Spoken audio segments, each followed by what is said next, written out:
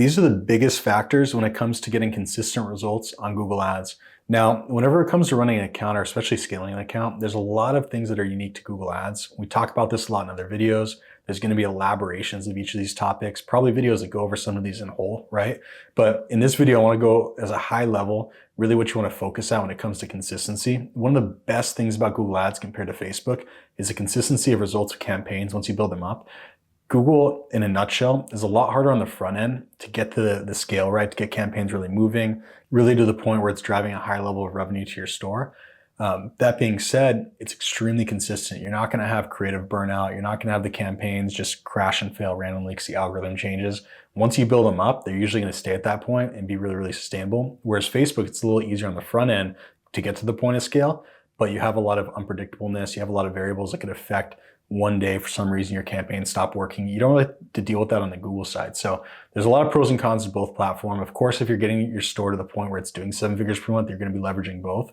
But we're going to go over especially the factors you want to pay attention to when you're getting to that point. So the first is going to be controlled targeting.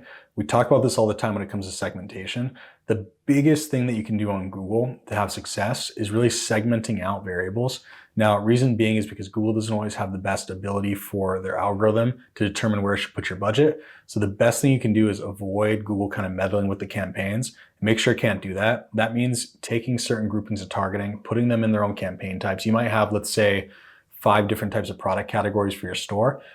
You're going to want to take each of those product categories and have their own campaign and have ad groups dedicated to the targeting the ads that would be unique for those categories, as opposed to, let's say, having one campaign that has 5 ad groups for each product category. Reason being is because for whatever reason, sometimes there's no predictability here. You're going to have some collections that work better on Google and others that don't. A lot of the times, right, you're going to have most scale in the products that are selling the best on other channels, but sometimes you will have surprises in there. And you really won't figure that out unless you keep it segmented, because budget is controlled at the top level. It's controlled at the campaign level. And if you have all these ad groups that are segmented out and seem really clean cut and you have their own unique targeting, whatever it is, Google's still not going to determine where to put the budget smartly based off what's working. It's just going to spread it out usually on what's going to spend the money the easiest. So the best way you can avoid that is having that segmentation. That goes the same for YouTube campaigns, goes the same for PMAX if you're building more of like a categorical strategy there. We explain that in other videos.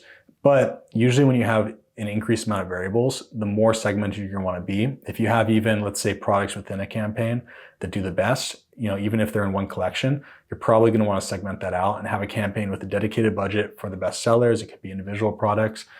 Usually you're going to weight the success of campaigns and have the dedicated budget there because you can scale it out and force budget onto what should work the best. So and that only happens really with segmenting by campaign type, because like I said, budget's controlled at the campaign level, not the ad group level. So you can't really control within a campaign where the budget goes unless you physically separate it. Second is going to be pacing scale. What I mean by that is not doing super crazy heavy increases. Facebook's kind of similar like this, right? Especially because you're pacing out budget for the algorithm to get used to that budget. Google's kind of the same way. Usually when we're doing increases of budget per campaign type, those increases are going to be anywhere from 20 to 50%. If you have, let's say, a huge store and you're doing, let's say, $300,000 to $500,000 a month from Facebook, you're going to be able to scale a little faster, right? Compared to someone doing, let's say, 100 to 200K per month. And you can take those risks of increasing the budget at a higher rate. Maybe it's 100% instead of 50%. But the average store, you're going to want to pace it out because the campaign has to adjust each budget level. If you don't allow that adjusting period, which usually is a couple of days, right? Usually it's about 3 days. We'll wait to do another budget increase, especially so you can get the data, because usually there's going to be some kind of attribution lag.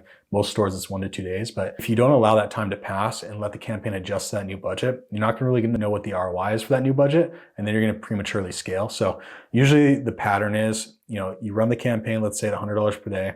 If the last 3 days was absolutely killer, on that 3-day mark, you might increase by 50%, $100 to $150 per day. Wait another 3 days. If the campaign is still doing a great job, 150 to 200, whatever it is, depending on the ROI. Usually the higher ROI means the heavier increase of budget. If you're at, let's say, a 5x ROI and you're happy with a 3x of scale, that's where you can do a bigger percent. If you're at, let's say, a 3.5 ROI and you want to be at 3x, that's where you're going to do smaller increases, right? So that's usually how it correlates. And if you do too big of an increase, it could totally actually skew how the campaign runs, because even though these campaigns are a little bit more factorized based off how you build them, you can mess up the algorithm of the campaigns. It's just a lot harder to do. So you don't want to do anything that's super bold that's going to make the campaign go haywire, because Google will spend your money. It'll just reach into broader traffic so it can spend it, which is going to yield a lower ROI for you. So that's going to be the next thing, which is reacting to the market with your budgets. You will have points in the time with the market where you're going to have to pull budget back.